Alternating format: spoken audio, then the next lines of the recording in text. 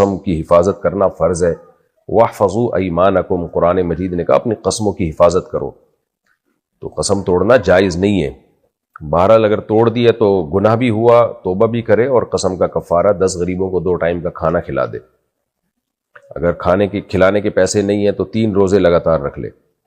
مفتی صاحب مسجد میں جماعت آئی ہے اور کچھ لوگ اس میں کھانا پکانے کے چکر میں جماعت سے نماز چھوڑ دیتے ہیں، اس بارے میں کچھ بیان کریں. نہیں چھوڑنا جائز ہے بھائی جماعت سے نماز، سب کے لیے جماعت سے نماز پڑھنا لازم ہے. کھانا پکانے کی ترتیب ایسی ہونی چاہیے کہ جماعت سے نماز نہ جائے. میرے والد صاحب نشے کی لت میں لگ گئے ہیں اور میری والدہ بہت پریشان ہے، ہم کیا کریں؟ میں دعا ہی کر سکتا ہوں بھائی، آپ قریب میں ہی کسی سے مشورہ کریں، کوئی بھی سمجھدار لوگ ہوں خاندان میں، یا مسجد کے امام اگر عالم ہیں تو ان سے مشورہ لیں. تبلیغ والوں کو بتائیں، تبلیغ میں وقت لگوائیں. اب یہی ہو سکتا ہے جب تک کسی شخص کو خود احساس نہ ہونا کہ میں غلط کر رہا ہوں، کوئی دوسرا اس سے برائی نہیں چھڑوا سکتا. تو والد صاحب کو جب تک خود احساس نہیں ہوگا میں غلط کر رہا ہوں، اس وقت تک نہیں صحیح ہو سکتے وہ. تو ان کو احساس دلائیں کسی طریقے سے، ان کے دوستوں سے کہیں، ان کو جا کے سمجھائیں. اگر گھر میں کوئی حادثہ ہوتے ہوتے بچ جائے تو کیا اجتماعی قرآن خوانی کروانا بدعت ہے؟ بھائی حادثہ ہوتے ہوتے بچ جائے تو اللہ کا فضل ہے، اللہ کی رحمت ہے، اللہ نے بچا لیا تو کچھ صدقہ خیرات وغیرہ کر دینا چاہیے. ایسے موقع پہ قرآن خوانی کا تو مجھے نہیں سمجھ میں آتا کوئی تک بنتا ہے. یا 2 نفل پڑھ لیں، یا ویسے ہی اپنے طور پر شکر کے طور پہ قرآن کی تلاوت کر لیں. تو قرآن خوانی کا کیا اس میں؟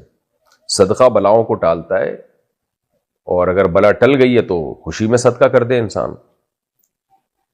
مفتی صاحب شریعت نے خواجہ سرا کے بارے میں کیا کہا ہے؟ شریعت نے خواجہ سرا کے بارے میں کہا ہے کہ یہ بھی انسان ہے، انسانوں والا معاملہ کرو ان کے ساتھ، اور ان کو بے حیائی پھیلانے کی اجازت نہیں ہے.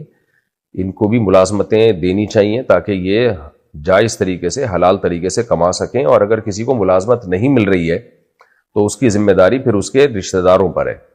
یہ جو جن کے ہاں خواجہ سرا پیدا ہوتا ہے، لاکھوں میں کوئی ایک ہوتے ہیں جن کا ہوتا ہے، تو وہ اٹھا کے فوراً جو اپنے بچے کو گھر سے باہر نکال دیتے ہیں، یہ غلط ہے، ناجائز ہے. تو اس کو اپنی اولاد ہی کی طرح ٹریٹ کرنا ہے. اور اگر وہ بے روزگار ہے تو اس کو کی کفالت اس کے باپ کے ذمے ہے، باپ نہ ہو تو بھائیوں کے ذمے ہے. تو یہ سب کفالت یعنی رشتہ داروں کے ذمے ہے، رشتہ داروں کے لیے جائز نہیں ہے. تو اگر کوئی یعنی حکومت کا کام کیا ہے وہ دیکھے خواجہ سرا کا کون باپ ہے، کون اس کا بھائی ہے، تو ان پر ڈالے کہ بھئی کہ آپ کو یہ پیسے دینے ہیں، یہ اس کا خرچہ پانی آپ نے اٹھانا ہے.